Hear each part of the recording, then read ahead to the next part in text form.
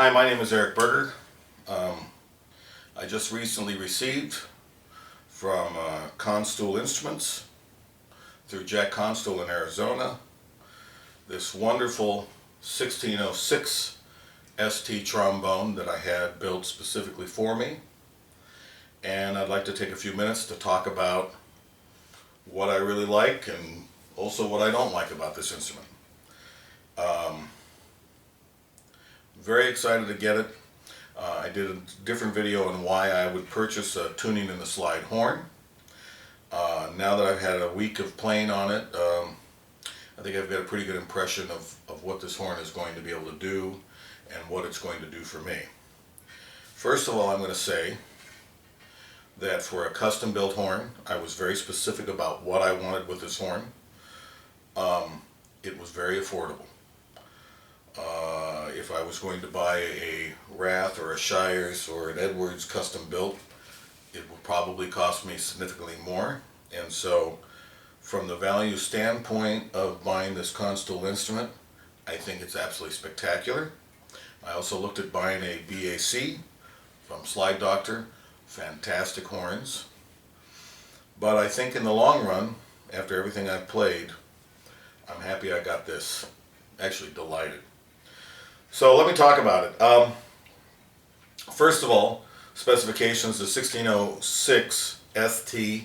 Well, the 1606 is supposed to be built off of the old Williams tenor trombone. I think a Williams 6. I'm not really sure about the Williams. I've had a chance to play one or two, and I don't know, I wasn't really all that impressed. But it's a 500 straight bore horn. It's got kind of a, they say, a little bit larger of a bell branch, and it's got an 8-inch bell.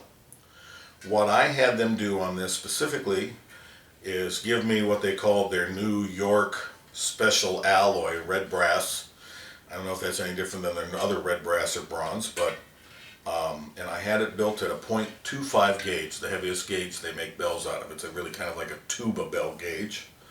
So a very heavy bell, nickel silver slide, because I need the durability on my commercial horn. And the one other specification I requested was an Amato water key. Now, a lot of trombonists who've tried these don't particularly like the Amato water key, and I'm going to say one thing: I think it's kind of silly.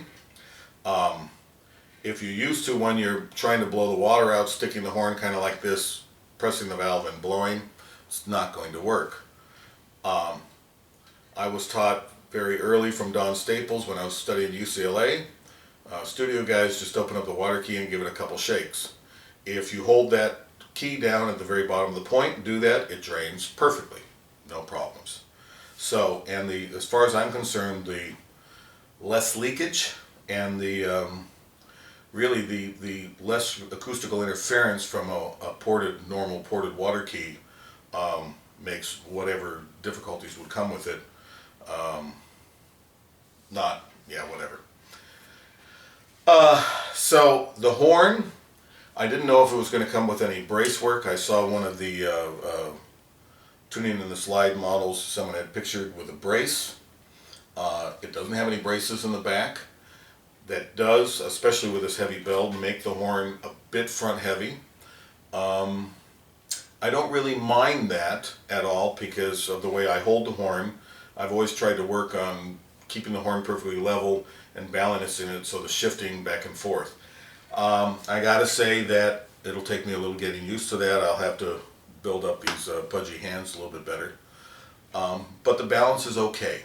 The slide is terrific, fantastic, and I compared the weight of the outer slide with with my old Super, which is the horn that this is replacing, a Con 2B, and a real early Bach 4 that a buddy of mine plays.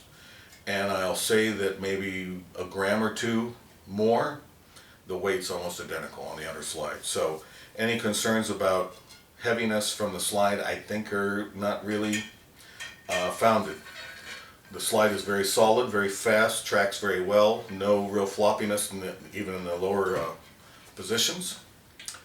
When I first got the horn, I put it on a strobe tuner. I went through the 3 lead pipes that came with it. All the lead pipes are kind of a medium length, not very long, but quite adequate. The lead pipe I selected, and I know there's numbers on it, but my eyes won't allow me to see it. I found one lead pipe that the intonation on the horn just lined up completely on the strobe tuner. All of the partials fell right into place. Perfect. And so that's pretty much how I would select a lead pipe. I wasn't really evaluating for the way it's playing because, of course, it's a new horn for me and I'm going to have to get used to that anyways. So the intonation on this got very good. It slots very well all the way up to double B flat. It's not hard for me to hit any of those notes. I'm not going to play for you now. I don't think you want to hear me play. And my lower register is just fantastic. And that's always been my Achilles heel. But yeah, I'm delighted with the horn. It's got a fantastic sound. I'm playing it with a Giddings and Webster, whatever that model is. Can't see it. But just tickled to death with the tone.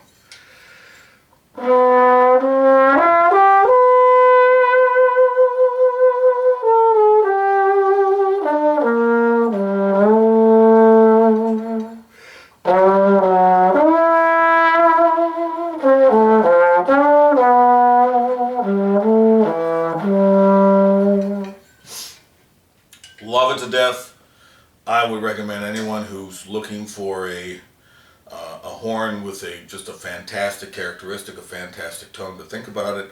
If you don't, I play very loud, so was very interested in a rose brass, a dense rose brass. It gets kind of lively in the louder volumes, but that's kind of what I want. But in the middle dynamics and the soft dynamics, the sound is very round, very full of really nice overtones. If you don't like such a dense bell, you can get a lighter weight, or you can get a yellow, or you can get the copper bell. And I thank Howard Miata for his recommendations on this horn. I'm just absolutely in love with it. So, my new 1606.